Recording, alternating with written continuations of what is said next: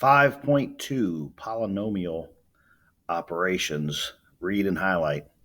Let's go to work.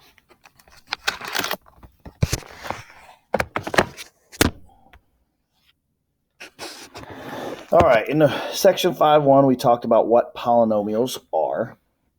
Now they have to have a variable, okay, and that variable needs to be have a non-negative exponent, non-negative whole number exponent. So now in section 5.2, we're going to begin to perform operations with polynomials. Right now, at this level, we'll just be adding, subtracting, or multiplying polynomials. Dividing polynomials will happen in future courses, okay? So you don't have to worry about that. We're just going to add, subtract, and multiply, okay? Recall that addition means combine like things. And subtraction is really just adding the opposite. These two definitions could carry us through these operations. If addition means combine like things, then when we add polynomials, we can only add the like terms. That's going to be interesting. What are like terms? The quadratic terms are like, what's a quadratic term? Oh yeah, it's a term to the second degree. Hey, they're all to the second power. Remember, that's what a quadratic is. So we can add all the quadratic terms. The cubic terms are alike. Remember, cubic terms are to the third power. So we can add all the cubic terms. I could type sentences like that until I'm blue in the face, or we could just look at some examples. So let's just look at some examples. One of the things I like to do, and I'm going to go ahead and start doing this now, is instead of using a highlighter here, a lot of times I like to look at the like terms, okay? Find them, okay? We can see that the two squareds are like terms, okay? Let me get back to reading and highlighting. In this case, we might look for all the cubic terms first.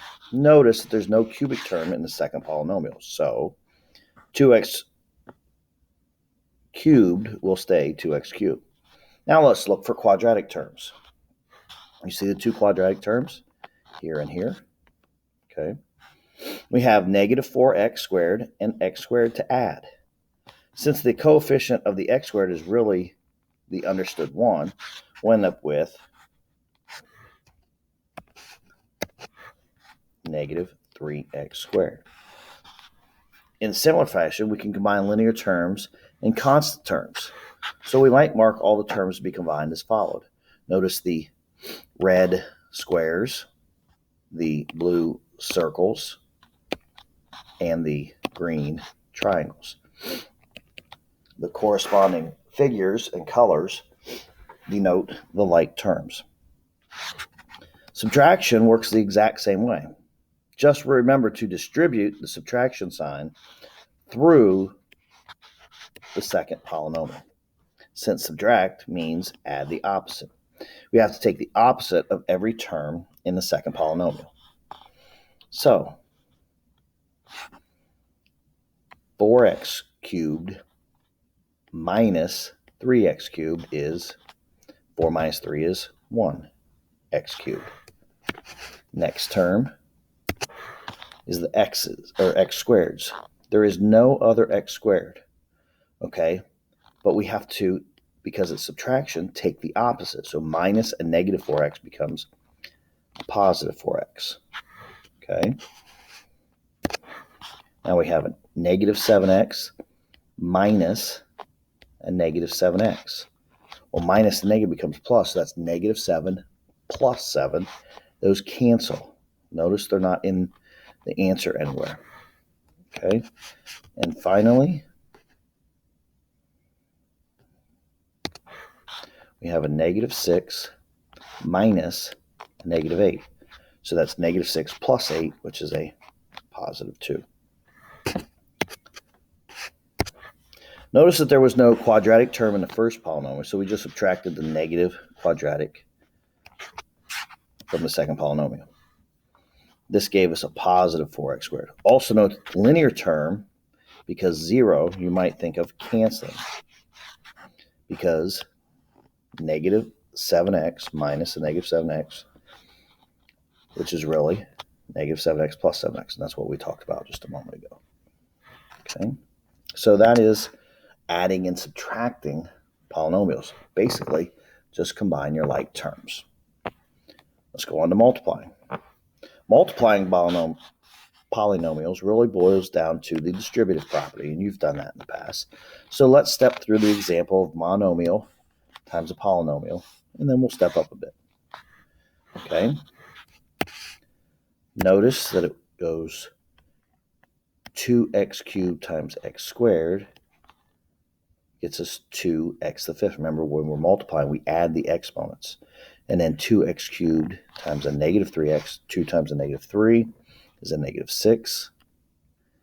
And then x cubed times x to the first power, right, is x to the fourth power.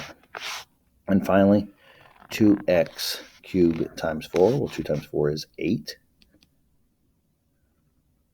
And then x cubed times nothing is x cubed. Now let's look at a binomial times a trinomial. In this case, we can think of a binomial as a single entity, and we distribute it to every term in the trinomial as follows. Okay, this is one way to look at it. You know, the 2x plus 1 times the first one, and then times the second one, and then times the third one. That's one way to think of it, which is fine. Okay, whatever floats your boat. For me, I would go 2x times all three, and then I go negative 1 times all three. But whatever you like will work fine.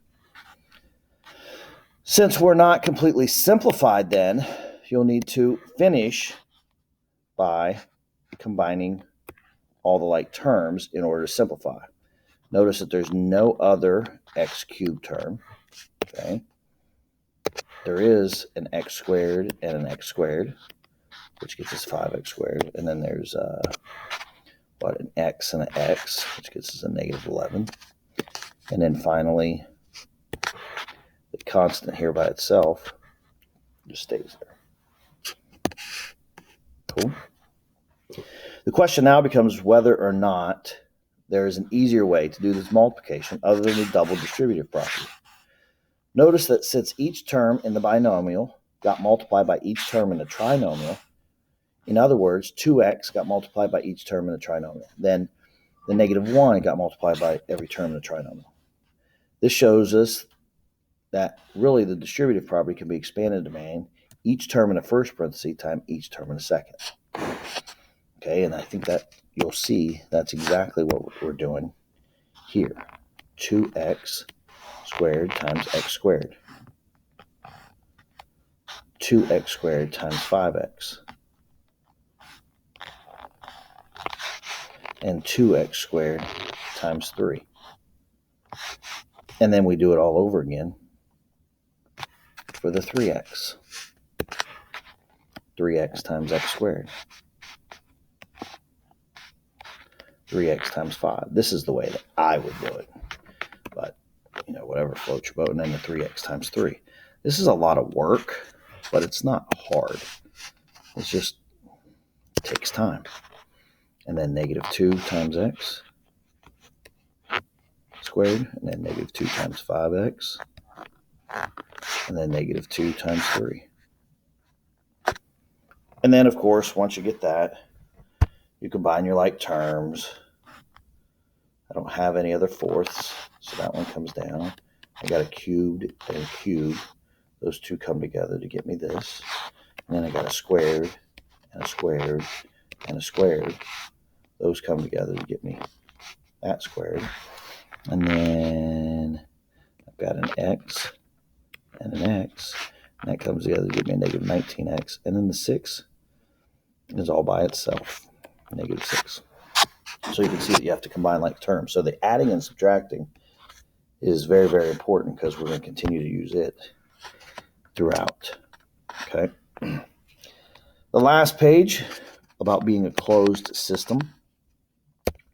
All right, let's think about the integers. Now that you may be thinking, why are we switching topics to integers? Why are we switching topics to integers? Just stick with me. We'll get there. So integers. One of the crazy things about integers is that they form what is called a closed system under the operations of addition, subtraction, multiplication. Well, what's a closed system? A closed system means that if you add two integers, you'll get an integer answer. If you subtract two integers, you'll get an integer answer. If you multiply two integers, you'll get an integer answer. So, a closed system means if you perform operations, what you start with is what you end with. Okay, that's interesting.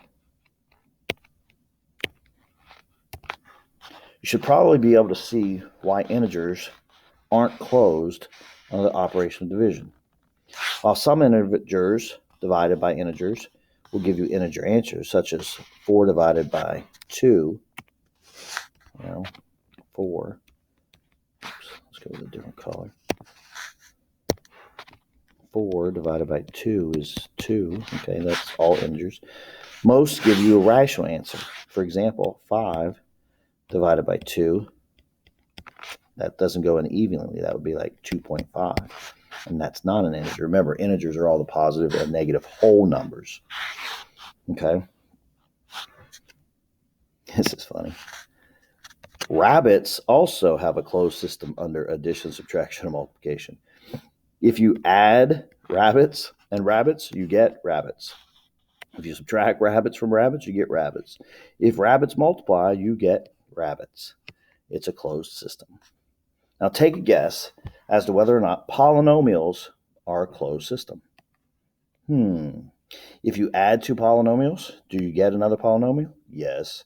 If you subtract two polynomials, do you get another polynomial? Yes. If you multiply two polynomials, do you get another polynomial? Yes. Take a look at the examples on the previous page, and you see that polynomials are closed over addition, subtraction, and multiplication. It just means if you started with polynomials and you perform addition, subtraction, or multiplication, you still have polynomials. I look forward to working on this unit with you. I hope this was helpful. Have a great day.